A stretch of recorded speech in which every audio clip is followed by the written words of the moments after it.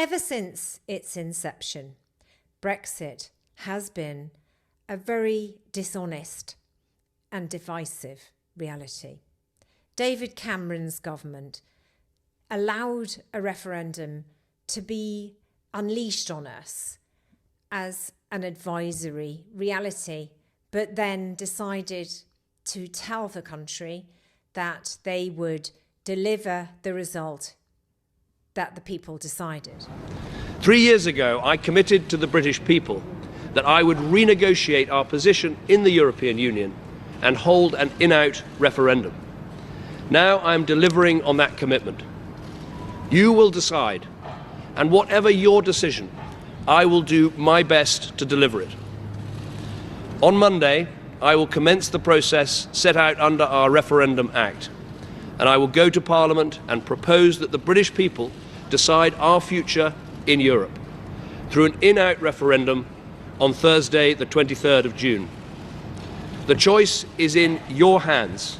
And that is when truth was lost and facts were put at the bottom of the agenda, because it all became an air war, and it opened Pandora's box to populism.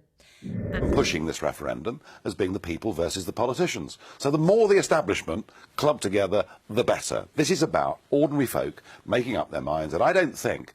look at the level of threats that we've had already. Who else can they produce? Virtually everybody in the world of international politics has already come out and declared they're for the status quo. It doesn't worry me at all. Winston Churchill was famous for using crocodile analogies to get his point across. His most famous one, of course, was in 1940, when in Parliament he alluded to the fact that appeasers fed the crocodile in the hope that he would eat them last. This is exactly what has been going on with Brexit and Nigel Farage. They're the same thing, really, for many years. And all that keeps happening is the crocodile keeps eating the appeasers, and the crocodile is getting bigger and stronger and more dangerous. And this is still apparent today, as Keir Starmer has boxed himself in with Brexit red lines, which mean eventually the crocodile will eat him, unless he can find a way to grapple with Brexit, eliminate those dreadful red lines, and get us back in the single market and customs union pronto. Brexit is a deeply damaging reality, and it's particularly damaging for Britain. Northern Ireland, of course, has escaped the worst of it and gives rise to the information that we need to show that being in the single market and customs union is a benefit, and that being in Brexit is of no benefit. The European Union itself has had some benefit of Brexit, but in the long run, I sense that it is not good for the EU either. Yesterday, I had a film crew here from German-French national television company who broadcast all across Europe, and they are making a documentary called Brexit Blues, which will be aired in the new year. They are hoping that the bad news from Britain will put off a lot of their voters when they come to elect new leaders next year against going for the populists. And let's hope that that does work, because it's frightening if the far right takes hold again in Europe, across Europe. And that is what we are facing. We already have war in Europe. And the maddest thing is that if you wanted to prepare for war, as we ought to have been doing, Britain is in such a weak position, and particularly for food. Brexit is so bad for the manufacturing sector, and farming and food production is our largest manufacturing sector. For farming, Brexit has been cataclysmic. We predicted it would be like the repeating Margaret Thatcher's policy on the mines, on the steel works and the mines in the 1980s. And largely that is the case. That is exactly what is happening. Farms are giving up. Just this week here in Wiltshire, a dairy farmer just said he didn't want any more. And these farms are closing like no tomorrow. Livestock numbers are shrinking, and fruit and vegetable growers are also giving up. Food production is dying in Britain, and we are more reliant on food from the European Union than ever before. However, we are erecting more trade barriers as time goes on.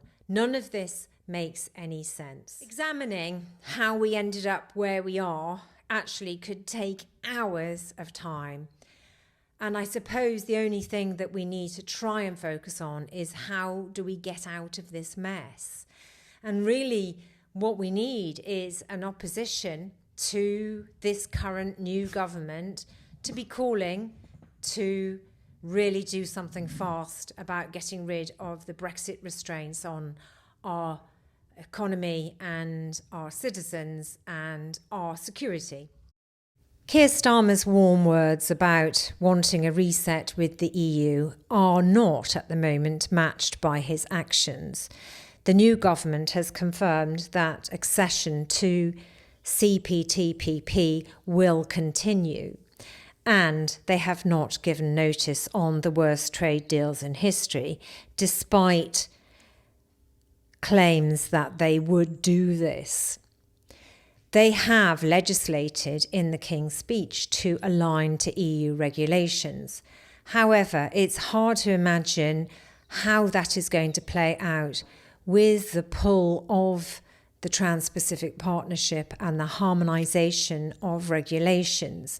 Indeed, Canada has ambitions to force Britain to take hormone-fed meat, and we will see how that plays out over the coming months and years. However, there are no benefits, or barely any benefits, to being in CPTPP, and it's hard to imagine why Keir Starmer would continue with that arrangement and claim that he wants a reset and veterinary agreement with the EU. Given where we are now with Brexit and how obvious it is that it is a deeply damaging reality and that the majority now agree with that, it defies belief that no political party is out there launching a massive rejoin campaign. It's got to be the most exciting campaign to ever fall into, because we know and we can show what a difference getting rid of Brexit is going to ensure for Britain and for Europe, and against the battle with Vladimir Putin. There are so many benefits to getting rid of Brexit. But to date, there isn't one political party out there who is offering any of us an escape out of the Brexit hole. And that is depressing. I hope that my misgivings are proved to be doom-mongering and that eventually some sense prevails and Keir Starmer acts to do something positive about Brexit.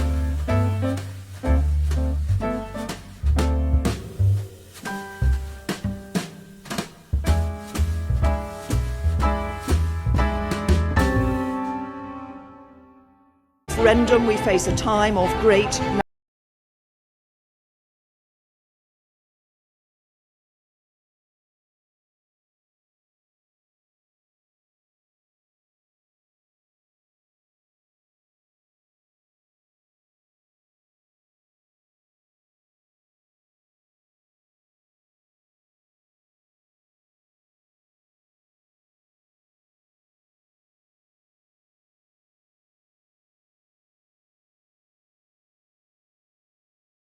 March next year. There can be no turning back.